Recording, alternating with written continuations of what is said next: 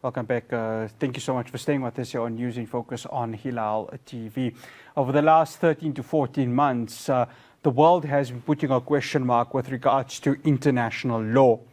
We have seen, of course, South Africa take Israel to the International Court of Justice. We saw the ICC issue arrest warrants for Benjamin Netanyahu and Yoav Gallant. But the most testing of all was at the United Nations, where vetoes among vetoes were being, of course, called by the United States of America, calling for a ceasefire. And this had happened around 4 to 5 times since the genocide started on October the 7th. Joining me now, I'd like to welcome Zainah Haroun. She's part of an organization within Ramallah in the occupied West Bank called Al-Haq, and she acts as their spokesperson. Zainah, assalamu alaikum. Shukran so much for joining us. Walaikum salam, and thank you so much for having me. No, it's an absolute pleasure. I think, Zainah, we were just talking briefly before we went on air.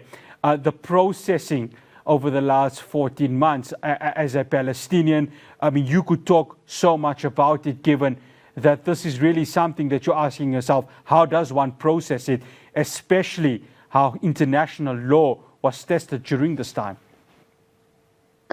There hasn't been time to process. It's been over 15 months of ongoing genocide, and even that brief relief that we may have experienced yesterday for a ceasefire announcement was very short-lived.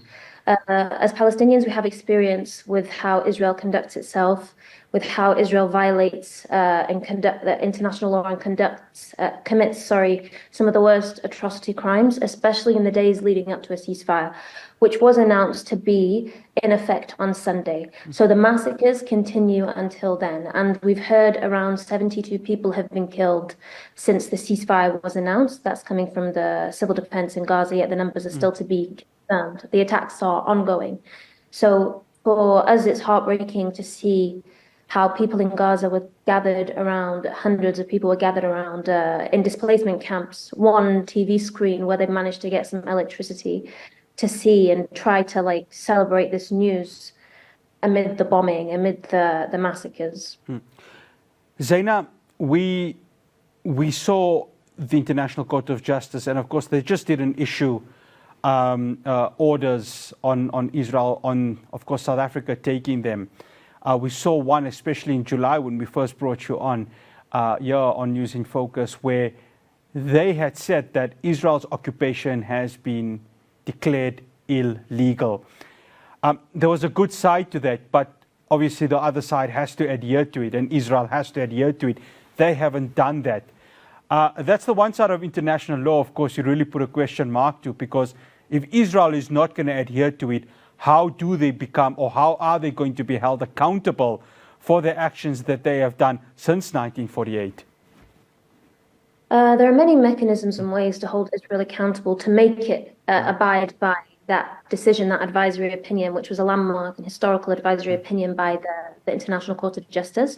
There simply lacks not only the political will to hold them accountable, many states, international states, especially Israel's allies, especially the United States of America, are complicit in the ongoing crimes, international crimes committed against the Palestinian people, whether that's in the occupied West Bank, including East Jerusalem, whether that's Palestinians with Israeli citizenship, and whether that's Palestinians in Gaza who are facing this horrific ongoing genocide, or Palestinians outside who've never been able to return to their home and have that right of return as refugees since 1948. And that's the issue with international law. The lack of political will and the complicity of third states to allow Israel to continue doing to a point where its own soldiers are committing war crimes and boasting about them online with no fear that they're filming themselves and posting on their social media accounts, showing their own faces committing some of the worst atrocity crimes, is a testament to how the international community, in particular the global north, because we've seen the global south step up this past year or so, has failed the Palestinian people. Zainah, when the ICC, of course, made its decision in November, that represented, I think, one would say, a huge turn in international law. Those arrest warrants for Netanyahu and Yoav Gallant. Now, the United States of America is looking to meet in Congress to try and sanction the ICC. I mean, that's setting a dangerous precedent, isn't it, given that all of this in terms of international law, there has to be one way of doing things, and there cannot be a different treatment for the likes of Netanyahu and Yoav Gallant. What the United States is aiming to do, how dangerous is it in terms of protection of global law? Of course. So on the Palestinian level, the ICC was the court of last resort after, as you mentioned in the introduction, all of the vetoes at the UN, after all the violations that Israel has committed here on occupied Palestinian territory, with barely a sanction or barely a slap of the wrist of its wrist from its allies in the global north. Now, on a wider scale, we're watching not only the United States, but many European countries dismantling the Rome Statute, which was established to set up the International Criminal Court to prosecute individuals for the most serious international crimes. Now we're talking genocide, we're talking war crimes, we're talking crimes against humanity. Its existence is crucial for the global world order. It's crucial as an accountability mechanism and a prevention mechanism from stopping people all around the world from committing these horrific atrocity crimes. Now, we're seeing, first of all, the United States has done this before when the ICC tried to prosecute or tried to investigate crimes committed in Afghanistan, which was, of course, horrific at the time as it is today. We've also seen European countries who've claimed to support the Rome Statute, some of them who have were actually fundamental in the creation of the Rome Statute, coming out and declaring openly, laying bare their hypocrisy and double standards, that if Netanyahu and if Yoav Gallant enter their countries, that they'll provide them with immunity. The latest was Italy, and we've also had Poland. And France has alluded to, it strongly suggested that this is a high probability that if those two Israeli officials who are accused of these heinous crimes enter their territory, that they wouldn't arrest them. And that's in combination with what the United States is currently trying to do. And I think it's passed the bill to sanction the ICC has passed the House of Representatives. So it's not quite in effect yet, but it is still a very, very serious move. And it impacts us, all of us. Zainah, your organization, of course, has been working so deep, not only with the refugees, not only with those affected in Gaza, but of course, many residents within the occupied West Bank. And of course, we are part of this genocide group that is on WhatsApp. And, I keep reading it and I keep asking myself, how is it that in a normal world, Israel is allowed to do what they're doing and the rest of the world, including the West, just sleeps on it?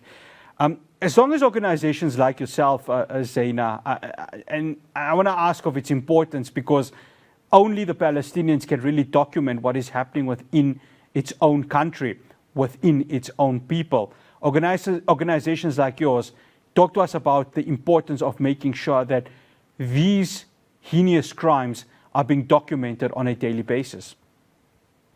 Well, I'd like to draw attention to last year. There was an investigation released by The Guardian, which detailed Israel's 9-year-long war on the International Criminal Court. And it mentioned our organization, and it mentioned a few other organizations, and how we've been attacked for providing and engaging significantly with the International Criminal Court for its investigation into the situation in Palestine.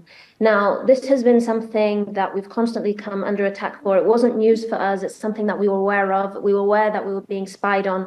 And obviously, we are one of 6 organizations which was designated, Palestinian human rights organizations and civil society organizations, which were designated by Israeli military order as terror organizations, with no evidence, with no basis for such atrocious claims.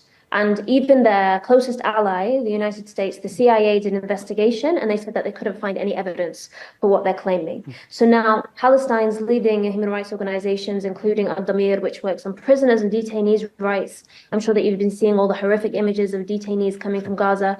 We have Defense for Children International Palestine, which obviously is looking out for and documenting violations against the most vulnerable in our society, and many other organizations which are constantly being attacked. And this also goes to show why the ICC was a court of last resort. Palestinians have followed every single acceptable, palatable to the global north way of trying to resist our oppression and trying to fight for our self-determination. We have followed every single possible routes that they would find acceptable, whether it's protesting in the streets, whether it's trying to work through documentation, civil society organization, engaging with the UN, engaging with these legal mechanisms. And every single step of the way, Palestinians have been shut down. So this is why the ICC was so crucial for Palestinians. And this is why, like I said, Palestine, what's happening in Palestine has really laid bare, as mentioned before, the hypocrisy. If you've seen a live stream genocide every single day, the past over 15 months, if you've seen hospitals, the entire healthcare system decimated, and bragging about it. The last video I saw was an Israeli soldier exploding, using explosions to destroy the Indonesian hospital in the north of Gaza, and he's bragging, saying, "Goodbye, Indonesian hospital. It's over." Now, this is where we've reached. So what does this mean for the world? What does this mean for future criminals who decide to commit those heinous crimes? What does this mean for our global system?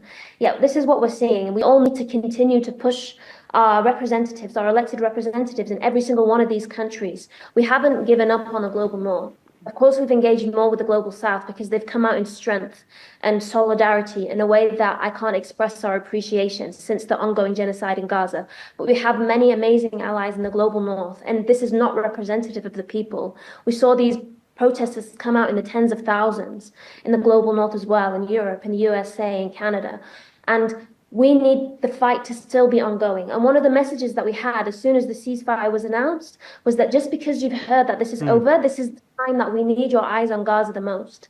Because there is an entire population there that is sick or starving or injured and displaced, all of those things combined, that has been for the past over 15 months, and they need urgent attention. And something horrific that we've seen is that even UNICEF has said that more than 1 million children need urgent mental health and psychosocial care. That's all of Gaza's children. That's all of them. These are the time to have our eyes on Gaza. Don't get complacent. Don't see this news of a ceasefire.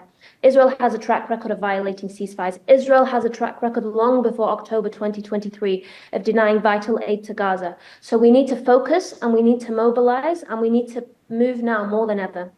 Zainah, shukran so much for joining us here on News in Focus on Hilaal TV. Much appreciated. Assalamu alaikum wa rahmatullahi wa barakatuh. Thank you so much. Yeah, that is Zainah Haroun, spokesperson for Al-Haq. Well, that's all we have for you on News in Focus. From myself, Ross Patel, and the rest of the team in Johannesburg. Assalamu alaikum wa rahmatullahi wa barakatuh.